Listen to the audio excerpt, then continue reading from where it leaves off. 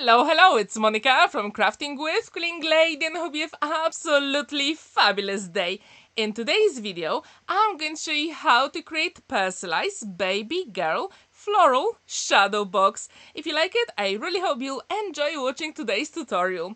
For my project, I'm going to use shadow box frame from Hobbycraft I got a couple of weeks ago.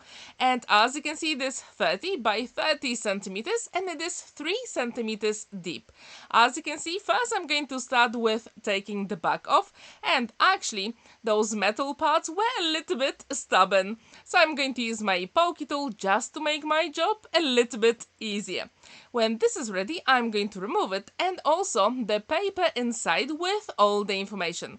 I don't really need it. So let's get rid of it, and actually inside there are two frames. As you can see, we've got the deep frame here and also the paper frame. I don't need the paper one, so I'm going to remove it as well.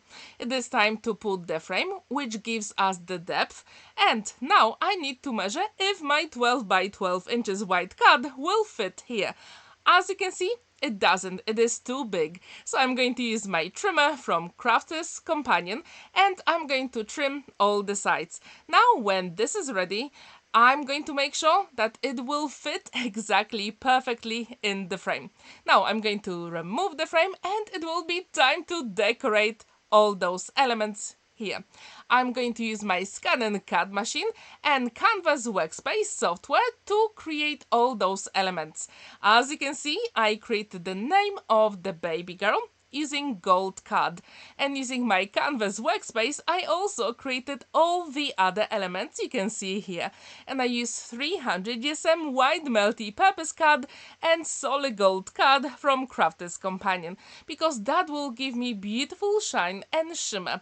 So when these elements are ready and when I'm happy with all the placements, I'm going to use my grid as you can see here, and I'm trying to find the middle point, and this will be my guide where to put the elements. So if you have a grid on your mat, that is a big bonus, because this way you can make sure that all the elements will be exactly where you want.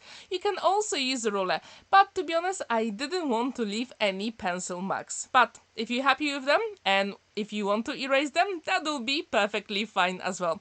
So as you can see, I created some beautiful hearts. The bigger one is with gold card and the smaller one with white. And when you put those together, you have all the information here, because we created that shadow effect. And as you can see, I use a stencil font, which is so easy, especially when you want to create some apertures, like with those numbers here and letters. And as you can see, I wanted to make sure that the name is on a straight line. So yes, if you have a mat with a grid, that is so much easier to work with. So you can always use any adhesive you want, but for those elements I do encourage you to use a liquid glue. Have you ever created a shadow box for a baby girl or baby boy?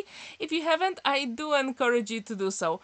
It is so much fun, and actually it is so special. And if you haven't seen my previous shadow box for a baby boy, the link is at the top right corner, and also I'm going to leave the link at the very end of this video. So when these elements are ready, again I'm going to use my grid on my mat and make sure that all the hearts are exactly where I want them. And as you can see, the heart with the date when the baby was born, it is slightly bigger, because I really wanted that balance on my shadow box, and also I wanted to have a little bit more contrast, so you can use that technique as well. I wonder, do you have your ScanNCut or Cricut machines? If you do, how often do you use them to create personalized projects? Please let me know in the comments down below. And if you're interested in any of the products I use here, I will leave the links in the description down below so you can check them out. And when I'm ready with all those elements, I'm going to use my glue gun and the foam flowers I created. To make them, I use flower forming foam from Crafter's Companion, and I will leave all the links to those beautiful foams I use for the flowers in the description down below.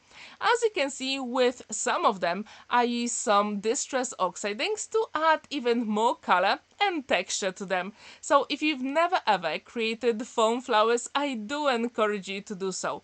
For this project I actually use 39 of those flowers because it is a 12 by 12 inches shadow box, but I think in the end it was worth it. I really like how it turned out.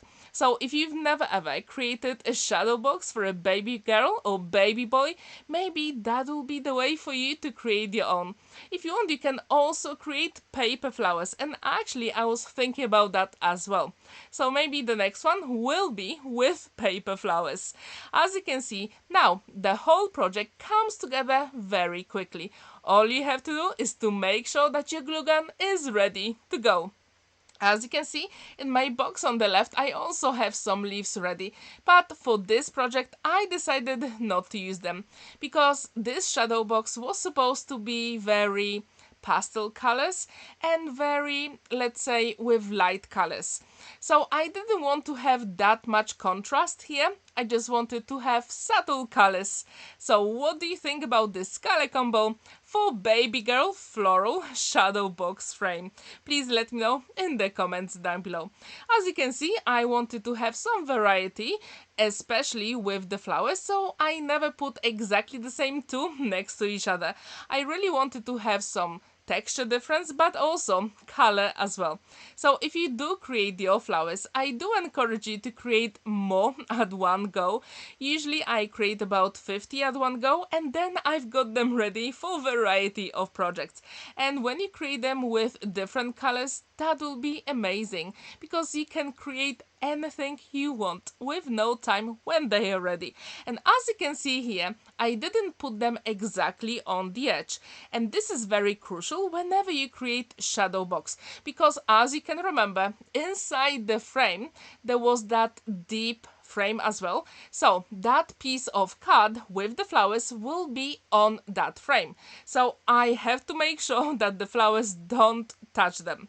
So when this is ready, as you can see, I decided to add a few more flowers to fill some gaps, especially in the corners, and I think that will finish off the whole project. Have you ever created a shadow box, or maybe you created a shadow box card? And if you have, how did you decorate it? I'm really curious, so please let me know in the comments down below. So, as you can see, this project comes together very quickly. All together, with putting all those flowers and other elements I'm going to show you in a moment, it took me about 35 minutes, which is very short. But I created those flowers just before. I'm going to use timeless butterflies from Crafter's Companion. As you can see here, I already die cut some of the elements, and with that orange butterfly I lost that die. I'm just so sad about it. But as you can see, I've got loads already cut and ready for lots of projects. So if you have anything like this, I do encourage you to create some flowers, butterflies, or whatever you want, and keep them ready for your projects, because that will speed up every single creation. As you can see, I'm just forming the wings of the butterfly, and using my one and only liquid glue, magic glue, I'm going to put it on my beautiful piece of project.